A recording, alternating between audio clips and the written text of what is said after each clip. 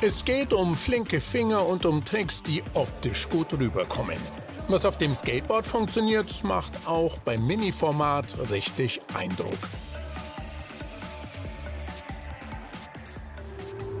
Jedes Fingerboard ist nur wenige Zentimeter groß und wird in Dutzenden von Arbeitsschritten von Hand gefertigt.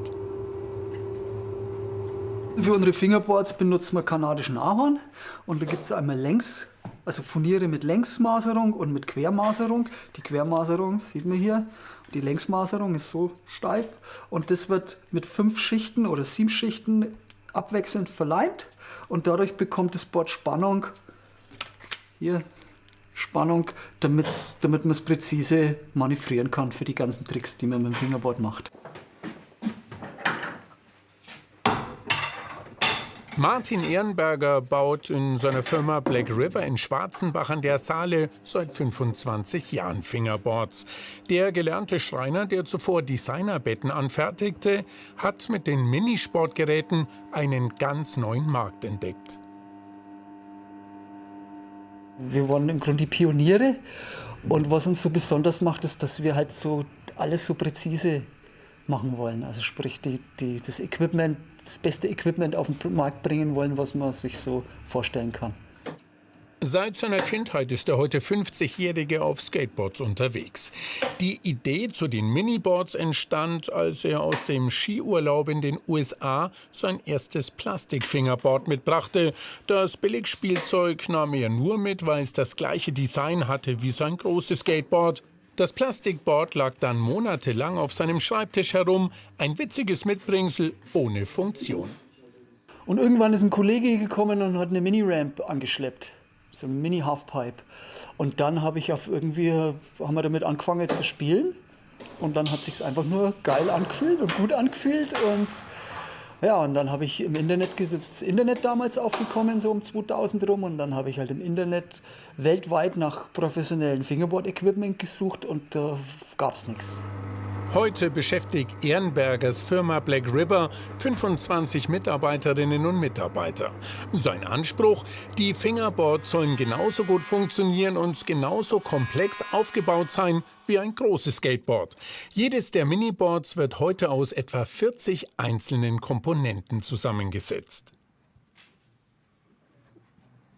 Also die Entwicklung hat sich immer gezogen, weil es halt alles neu war und so klein alles war.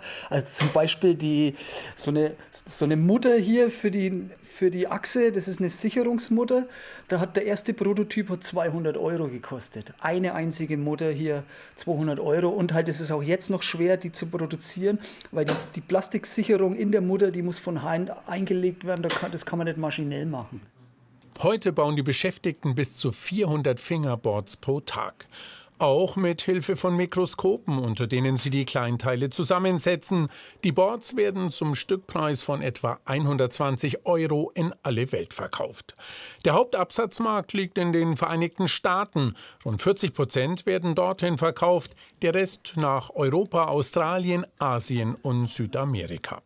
Doch vor allem in den USA wollen die Oberfranken künftig stärker wachsen, sagt Geschäftsführerin Denise Herrmann. In Chicago soll deshalb noch in diesem Jahr der erste Black River Shop eröffnet werden. Chicago ist halt die drittgrößte Stadt in den USA, die ist zentral, da gibt es noch nichts. Also es gibt eine kleine Fingerboard-Szene und wir wollen einerseits halt klar die Fingerboard-Kultur dort wachsen lassen weiterhin. Wir wollen vor Ort präsenter sein, also dass wir auch öfters dort sind, weil es eben einer unserer wichtigsten Märkte ist. Doch nicht nur die kleinen Boards entwickelt und baut Ehrenberger mit seinem Team.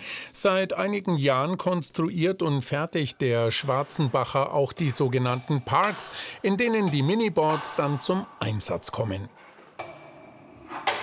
Also wir sind die einzige Firma weltweit, die professionelle Fingerboard-Parks auch baut.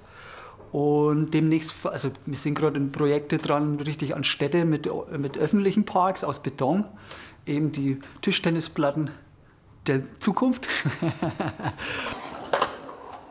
Auf Skateboard steigt Martin Ehrenberger auch mit 50 noch jeden Tag, denn hier bekommt er die besten Ideen für neue Fingerboard-Parks.